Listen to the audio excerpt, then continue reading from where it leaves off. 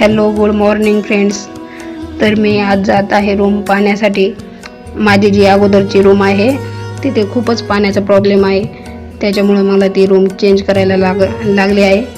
आणि सगळ्यात अगोदर सॉरी, मी सकाळी व्हिडिओ शूट करू शकले नाही, कारण सकाळी आवरण्याच्या घाईमध्ये मी व्हिडिओ शूट करायचं विसरले. तर ही पहा, इथे ट्रॅफिक, हा एरिया जास्तीत जास्त ट्रॅफिकमुळेच ओळखला जातो. इथे भरपूर ट्रॅफिक असते.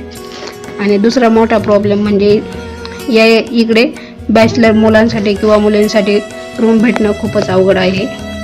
तर हे पहा, आपण पोचलो आहे लोकेशनवर, पण इथे लिफ्टचं काम चालू असल्यामुळे मला पायऱ्यांनीच वरती जायला लागले.